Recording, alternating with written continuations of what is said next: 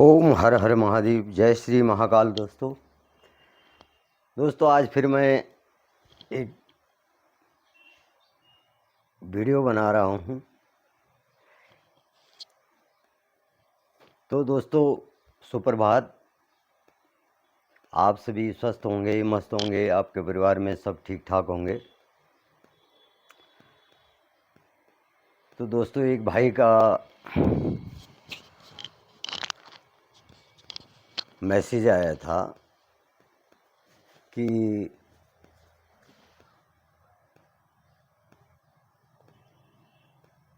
हमें ऐसा मंत्र बताइए जो कि महाकाल प्रसन्न हो जाएंगे।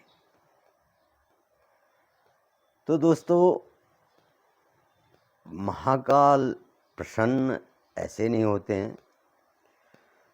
महाकाल हमेशा अपने भक्तों पे प्रसन्न ही रहते हैं। और मंत्र हर किसी को नहीं आता है। मंत्र हर किसी को नहीं आता है। जब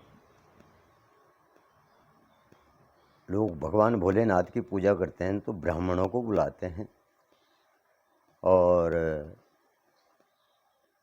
ब्राह्मण से मंत्रोच्चारण करके भगवान शिव की पूजा अर्चना करते हैं। लेकिन जो स्वयं अजन्म हैं और अमर हैं, जिनका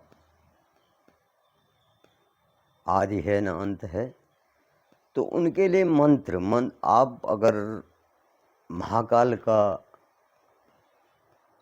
की पूजा करते हैं तो ओम ओम नमः शिवाय, तो ओम नमः शिवाय का जाप करने से ही आपको भगवान की अदृश्य प्राप्ति इस कलयुग में जो है भगवान किसी तपस्वी योगी को ही दर्शन देंगे। लेकिन उनका स्वरूप जो है अदृश्य है और वो हमेशा अपने भक्तों पे प्रसन्न रहते हैं। ऐसा कहा जाता है कि महाकाल जो हैं अपने भक्तों को हमेशा आशीर्वाद देते हैं। उनका आशीर्वाद अपने भक्तों पे हमेशा रहता है।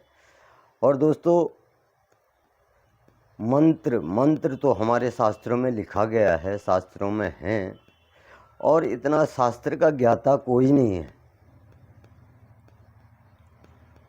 जो कि शास्त्र ज्ञान ये तो जो आपका आत्मज्ञान है, आपका आत्मज्ञान है, वही जो है मंत्र है। जो आपकी आत्मा से जो आवाज़ निकलती है, जो विचार आपके मस्तक में होते हैं, ये ब्रह्मांड है, इसमें जो विचार आपके होते हैं वही मंत्र है। आप शुद्ध विचार और शुद्ध मन से, ये आत्मा से जो भगवान की भक्ति करेगा, महाकाल की भक्ति करेगा, वही उनको मान्य है। अब मंत्र तो ऐसा है कि तपस्या करते हैं लोग, वर्षों तपस्या करते हैं, ऋषि मुनि भी वर्षों तपस्या करते हैं, उन्हें भी जो है दर्शन नहीं होते हैं, साक्षात भगवान नहीं आते उनके सामने, उनको आत्मज्ञान होता है। वो आत्मज्ञानी हो जाते हैं। आत्मज्ञानी कौन होता है? जिसका मन साफ हो, व्यभिचारी न हो, और उद्यम करने वाला किसी को दुष्ट प्रवृत्ति का न हो। दुष्ट प्रवृत्ति का मतलब यह है किसी गरीब को ना सताए, किसी की बुराई न करे, किसी को मारे काटे ना, किसी के बारे में गलत न सोचे, और इस आत्मा को शुद्ध रखे, अपने मन में किसी के प्रति कोई पाप न रखे, अपने भाव से ही रखे, तो वही ज्ञान है, उसी को आत्मज्ञान कहते हैं। परोपकार की भावना ही सर्व मंत्रों का एक मूल है। आप किसी दुखी, गरीब, इनका अगर आप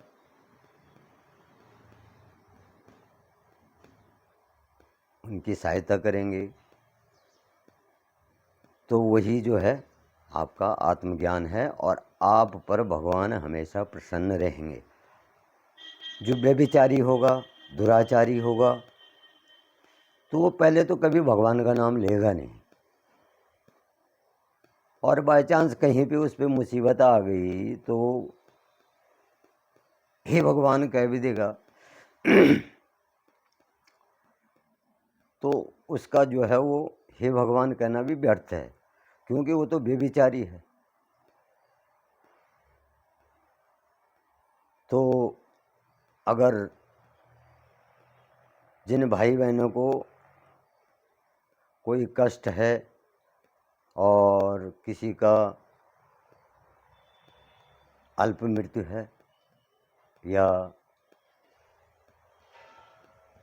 कोई कष्ट है, तो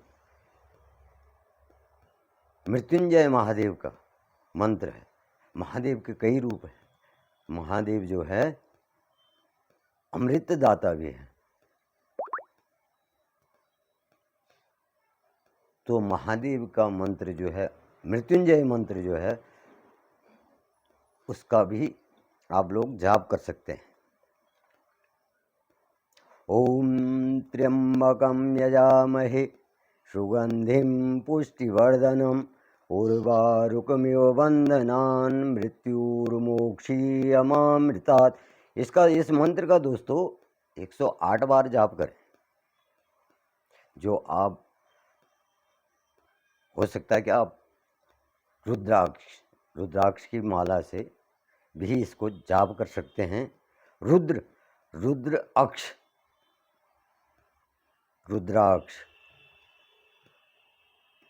रुद्र के कहते हैं कि रुद्राक्ष जो है, रुद्र के जो अश्रु थे, आंसू, उनसे उत्पन्न हुआ था रुद्राक्ष।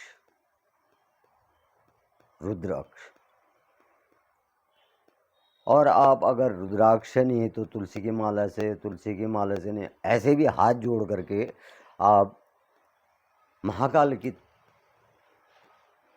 का जो मृत्युंजय जाप है उसको कर सकते हैं। ब्राह्मणों को बुला करके भी आप शिव मंदिरों में या अपने ही घर में भी मृत्युंजय महादेव का स्मरण कर सकते हैं। ओम त्र्यंबकं यजामहे सुगंधिं पुष्टिवर्धनम् उर्वारुकमिव बंधनान् मृत्युर्मोक्षीयमामृतात्। ये महामृत्युंजय मंत्र है।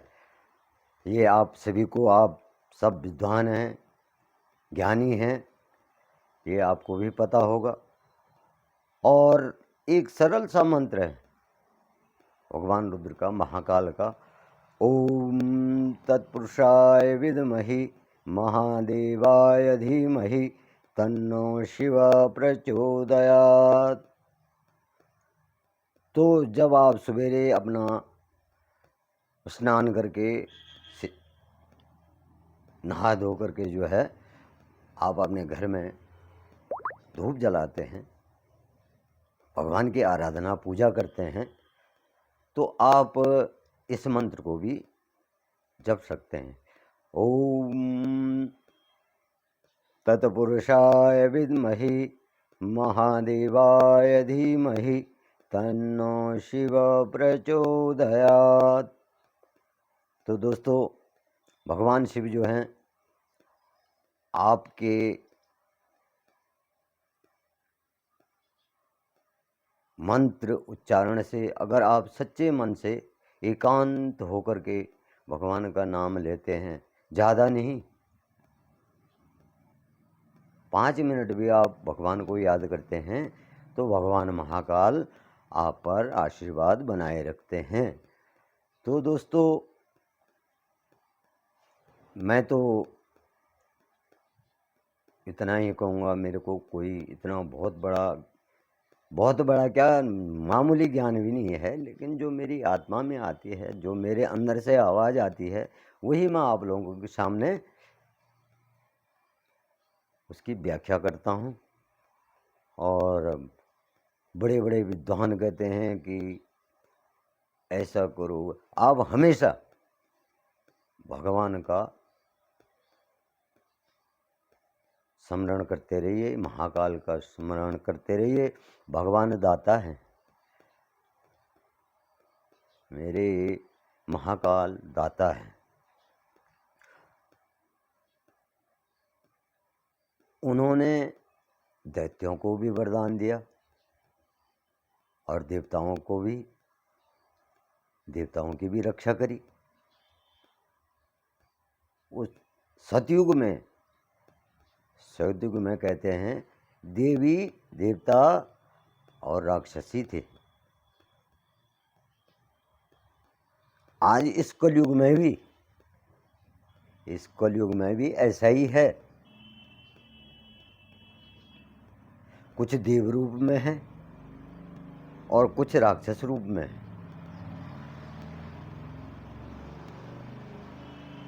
ऐसा नहीं है कि इस कलयुग में भी नहीं है,